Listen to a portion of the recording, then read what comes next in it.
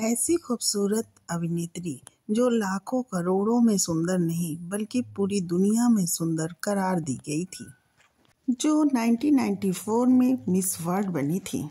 पहली बॉलीवुड एक्ट्रेस जो रिपोर्टेड कान फेस्टिवल में बतौर जज इनवाइट की गई थी। पहली एक्ट्रेस जिनके स्टैचू लंदन के तुषार म्यूजियम में जगह दी गई थी। साथ ही साथ बॉलीवुड की सबसे यंग एक्ट्रेस जिसे पद्मश्री का अवार्ड मिला था। जी हाँ, आप बिल्कुल सही समझ रहे हैं। ब्यूटी विथ ब्रेन के टाइटल से नवाजी गई जो अभिनेत्री हैं ऐश्वर्या राय। ऐश्वर्या राय के साथ बॉलीवुड के स्टार ही नहीं बल्कि हॉलीवुड के स्टार भी काम करना चाहते थे। इनको देखकर कोई भी कह सकता है कि भगवान ने इन्हें खूब फुर्सत से बनाया होगा। साथ ही साथ इनकी क्रिएटिविटी देख के तो किसी को भी ये सोच आ जाता होगा कि कोई इतना भी खूबसूरत और भाग्यशाली हो सकता है। इनको टाइम्स की 10 पावरफुल लेडीज में शामिल किया गया था। फिर ऐसी क्या मजबूरी आ गई कि एक फ्लॉप एक्टर के साथ इन्हें शादी करनी पड़ी थी। साथ ही साथ आपको ये भी बताएंगे कि इनका बॉलीवुड एक्ट्रेस रेखा के साथ क्या रिश्ता है और क्यों इस रिश्ते की वजह से इनकी सास जया बच्चन नफरत करती हैं। और ऐसी क्या बातें हो गई कि इनका और इनके पति के साथ रिश्ता डिवोर्स तक पहुंचता रहता है। इनके बारे में और भी बहुत कुछ बातें करेंगे। आप हमारे साथ वीडियो के लास्ट तक बने रहिएगा। आज की वीडियो में हम यही बात करेंगे कि कैसे इनका रिश्ता तलाक तक बार बार पहुंचता है और कैसे इन्होंने एक अनसक्सेसफुल एक्टर से शादी की जो कभी इनके लिए स्टैंड ही नहीं लेता है। अब बात करते हैं साल 1998 की, जब हम दिल दे चुके सनम की शूटिंग हो रही थी। यहीं से ऐश्वर्या और सलमान के लव स्टोरी शुरू हुई और ये किस्सा परवान चढ़ने लगा। बात तो शादी तक भी पहुंच गई थी। फिर तो सलमान और ऐश्वर्या को हर जगह एक साथ स्पॉट किया जाने लगा। इनकी फैमिली फंक्शन में भी ऐश्वर्या को देखा जाने लगा था। फिर अचानक न्यूज़पेपर और मीडिया में ये खबरें उछलने लगी कि इन दोनों का ब्रेकअप हो गया है और इसका कारण सलमान का एल्कोहलिक होना है। सलमान शराब बहुत ज़्यादा पी रहे थे।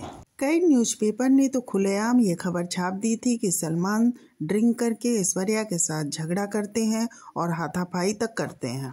अक्सर सलमान को ऐश्वर्या के घर जाते देखा गया और जोर जोर से इनके घर से आवाज़ें आती भी सुनी गई।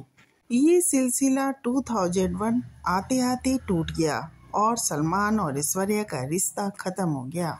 लेकिन ये रिश्ता केवल ऐश्वर्या की तरफ से टूटा था। सलमान ऐश्वर्या के साथ रिश्ता तोड़ना ही नहीं चाहते थे। ये वो दौर था जब ऐश्वर्या टॉप की फिल्मों में काम कर रही थी और अपनी कैरियर की ऊंचाई पर चल रही थी। लेकिन ऐश्वर्या की पर्सनल लाइफ काफ़ी डिस्टर्ब चल रही थी। ऐश्वर्या को पर्सनल और प्रोफेशनल लाइफ चलाने में बहुत प्रॉब्लम हो रही थी। क्या कर ऐश्वर्या राय कुछ ना कहो फिल्म की शूटिंग कर रही थी। इसमें उनके हीरो अभिषेक बच्चन थे। इस फिल्म के सेट पे भी सलमान ने जाकर बवाल मचा दिया। सलमान ने ऐश्वर्या की कार में तोड़फोड़ भी कर दिया जिससे शूटिंग भी डिस्टर्ब हो गई। फिर कुछ समय बाद सुभाष घई को सलमान खान ने थप्पड़ जड़ दिया था। बाद में उनके पिता सलीम खान के कहने पे माफ़ी मांगी थी। फिर साल 2002 में फिल्म फेयर अवार्ड में जब ऐश्वर्या राय पहुंची तो उनके एक हाथ में प्लास्टर लगा हुआ था और रात के समय भी ऐश्वर्या ने धोपी चश्मा चढ़ा रखा था। उनको इस हालत में देखकर कई फिल्मी मैगजीन्स और खबरों में ये आया कि ऐश्वर्या को सलमान खान ने पीटा है। लेकिन ऐश्वर्या ने इन खबरों का खंडन किया था और कहा था कि वो सीढ़ियों से गिर गई थी, उन्हें किसी ने चोट नहीं पहुंचाई है। इसके बाद 27 सितंबर 2002 को टाइम्स ऑफ इंडिया में दिए इंटरव्यू में ऐश्वर्या ने कहा कि हमारे ब्रेकअप के बाद भी वो मुझे फ़ोन करता था और उल्टी सीधी बातें करता था। उसे ये भी शक था कि मेरे कोई स्टार के साथ अफेयर चल रहा है। मेरा नाम अभिषेक से लेकर शाहरुख खान तक हर किसी के साथ जोड़ा। कई बार सलमान ने मेरे साथ मारपीट भी की। किस्मत अच्छी थी कि मेरे शरीर पर कोई निशान नहीं आया। वो मुझे काफ़ी परेशान करता था और जब मैं उसका फ़ोन नहीं उठाती थी तो वो खुद को नुकसान पहुंचाता था। ऐश्वर्या के इस इंटरव्यू के बाद काफ़ी हल्ला मचा था, लेकिन सलमान बिल्कुल शांत नहीं हुए। इनकी फिल्म चलते चलते चल रही थी जिसमें ये शाहरुख खान के अपोजिट थी। वहां पहुंचकर फिल्म के सेट पे सलमान ने काफ़ी बवाल किया था और शाहरुख के साथ मारपीट भी की थी। चलते चलते फिल्म के सेट पे सलमान जोर जोर से कहने लगे थे कि ऐश्वर्या और शाहरुख का अफेयर चल रहा है। ये झगड़ा पूरे 4 घंटे तक चलता रहा। फिर आनन फानन में फिल्म प्रोडक्शन ने और शाहरुख खान ने ऐश्वर्या को हटाकर रानी मुखर्जी को चलते चलते फिल्म में साइन कर लिया था। ऐश्वर्या को शाहरुख से ऐसी उम्मीद नहीं थी, बल्कि वो सोच रही थी कि शाहरुख खान ऐश्वर्या का साथ देंगे, लेकिन इस फिल्म में शाहरुख खान का भी पैसा लगा हुआ था और शाहरुख कोई रिस्क नहीं लेना चाहते थे। इस फिल्म के बाद मैं हूं ना और वीर जारा दोनों फिल्मों में शाहरुख खान हीरो थे और ऐश्वर्या को उनके साथ साइन किया गया था। दोनों ही फिल्मों से ऐश्वर्या राय को हटा दिया गया। कई बैनर के बड़ी फिल्मों का ऑफर ऐश्वर्या को मिलना बंद हो गया, क्योंकि सभी सलमान के दबंग नेचर को जानते थे और कोई भी लड़ाई झगड़े में पड़ना नहीं चाहता था। हाँ, 2002 में देवदास जरूर रिलीज हुई और सुपरहिट हुई थी। फिर तो ऐश्वर्या स्ट्रगल ही करने लगी, क्योंकि इन्हें अच्छी फिल्में मिलना बंद हो गया था। जबकि देवदास सुपरहिट हुई थी, लेकिन उसके बाद भी बड़े बड़े स्टार्स ऐश्वर्या के साथ काम नहीं कर रहे थे। इन्हें छोटी मोटी फिल्मों का ऑफर ही मिल रहा था। 2003 में विवेक ओबराय के साथ उनकी फिल्म आई। फिल्म थी क्यों हो गया ना। इस फिल्म में विवेक ओबराय के साथ ऐश्वर्या की जोड़ी आई और इसी फिल्म के साथ विवेक और ऐश्वर्या की दोस्ती भी बढ़ने लगी थी। ऐश्वर्या ने अपना 30वां बर्थडे मनाया, उसमें भी अच्छा खासा बवाल हो गया था।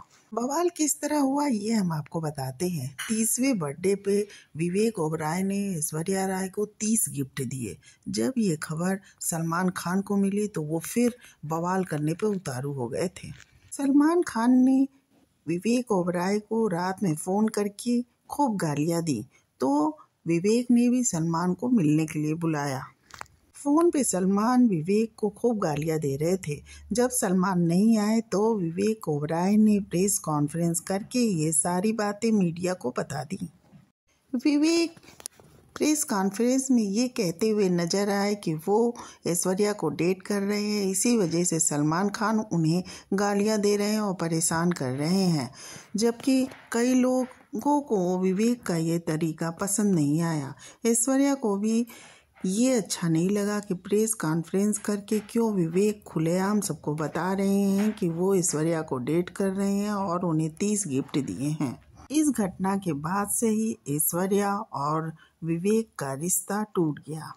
अब तो ऐश्वर्या राय को कोई भी फिल्म नहीं मिल रही थी। ऐश्वर्या राय का कैरियर खत्म होने लगा था, क्योंकि सलमान खान का दबदबा इतना ज़्यादा हो गया था कि कोई भी डायरेक्टर प्रोड्यूसर ऐश्वर्या राय को लेकर फिल्म नहीं बना रहा था। इस तरह से ऐश्वर्या का कैरियर खत्म होने लगा। फिर 2005 में ऐश्वर्या राय को एक आइटम सॉन्ग मिला। फिल्म थी बंटी और बबली। इस परफॉर्मेंस में जो आइटम सॉन्ग ऐश्वर्या ने किया उसमें इन्होंने जान डाल दी और वो गाना हिट हो गया। कजरारे कजरारे गाने को ऐश्वर्या ने अमिताभ और अभिषेक के साथ शूट किया था। ये गाना इस कदर पॉपुलर हुआ कि हर शादी और फंक्शन में ये गाना बजने लगा था। कजरारे सॉन्ग के बाद ऐश्वर्या ने फिल्म इंडस्ट्री में दोबारा वापसी की। उसके बाद उन्हें कुछ फिल्में मिली, धूम 2, उमराव जान और गुरु। सबसे ध्यान देने वाली बात ये रही कि ये जो 3 फिल्में ऐश्वर्या राय को मिली कजरारे सॉन्ग के बाद, इन तीनों के हीरो अभिषेक बच्चन थे। कैरियर के शुरुआती दिनों में भी ऐश्वर्या अभिषेक के साथ काम कर चुकी थी, लेकिन इन 3 फिल्मों को करते करते ऐश्वर्या और अभिषेक एक दूसरे के नज़दीक आने लगे। इन दोनों की केमिस्ट्री ऑफ स्क्रीन भी देखी जाने लगी। एक तरफ जहां सलमान से ऐश्वर्या राय बुरी तरह परेशान थी, वहीं अभिषेक बच्चन भी अपने प्यार में धोखा खा चुके थे। अभिषेक का करिश्मा से सगाई टूट गया था और रानी मुखर्जी से रिश्ता भी टूट गया था। अभिषेक को इमोशनल सपोर्ट की आवश्यकता थी जो उन्हें ऐश्वर्या से मिल रही थी, और ऐश्वर्या को भी ऐसे परिवार की ज़रूरत थी जो सलमान खान से न डरता हो, क्योंकि अमिताभ बच्चन के पास पॉलिटिकल पावर, पैसा, रुतबा सब चीज़ था। अमिताभ बच्चन का फिल्म इंडस्ट्री में एक रुतबा था और इन्हें पॉलिटिकल कनेक्शन भी बहुत तगड़े थे, जिससे ऐश्वर्या को काफ़ी सपोर्ट मिल रहा था। इनका अमर सिंह से भी अच्छा संबंध था और राज्यसभा के सदस्य भी थी जया भादुड़ी।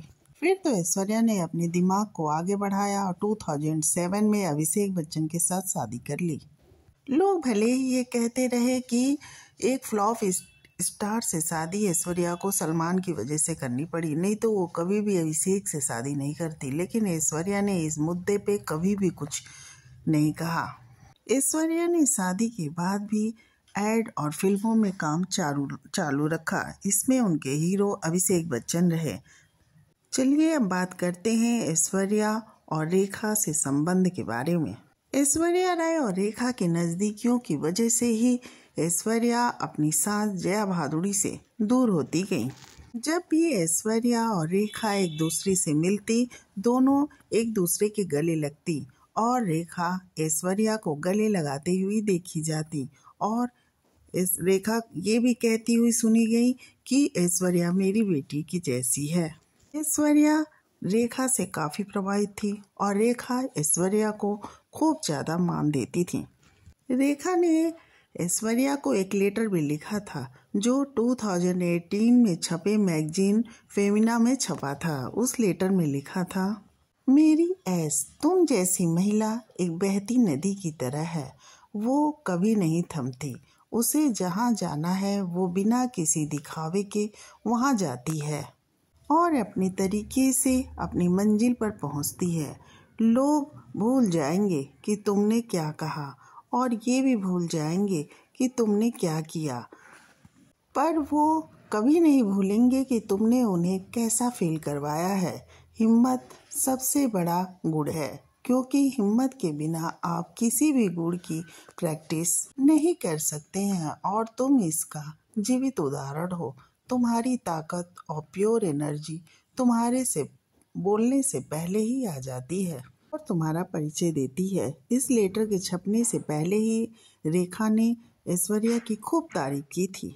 रेखा ने आगे लिखा था, तुमने उन चीज़ों का अनुसरण किया है जिनको तुम करना पसंद करती थी और लोग तुमसे नजरें नहीं हटा सके थे। तुम एक लंबा सफ़र तय करोगी। कई मुश्किलों को सहने के बाद तुम यहाँ पहुँची हो और उस छोटी सी कूल चांद सी देखने वाली लड़की पे मुझे कितना गर्व है कि मैं उसे शब्दों में बयां नहीं कर सकती। तुमने हमेशा उन सभी भूमिकाओं के लिए सर्वश्रेष्ठ से बेहतर दिया जिन्हें तुमको सौंपा गया, लेकिन चहेती आराध्या की माँ होने का है। अपना प्यार और जादू बिखेरती रहो। तुम्हारे लिए सदा आशीर्वाद। Love you. जीती रहो। तुम्हारी रेखा माँ की तरफ से। जया बच्चन ने कभी भी रेखा का खुल के विरोध नहीं किया, लेकिन सोशल मीडिया पे और इस तरह से देखा जा सकता है कि जया बच्चन रेखा को बिल्कुल भी पसंद नहीं करती और उन्हें अपनी बहू ऐश्वर्या का रेखा से मिलना बिल्कुल भी पसंद नहीं आता है। यही कारण है कि जया बच्चन ऐश्वर्या को पसंद नहीं करती हैं और अभिषेक और ऐश्वर्या के बीच जो रिश्ते में खटास आती रहती है, उसका एक कारण ये भी है क्योंकि ऐश्वर्या रेखा से रिश्ता नहीं तोड़ सकती हैं और तोड़ना भी नहीं चाहती हैं, और जया बच्चन इस रिश्ते को किसी भी हाल में मंजूरी देना नहीं चाहती हैं। अपनी राय कमेंट में ज़रूर दें।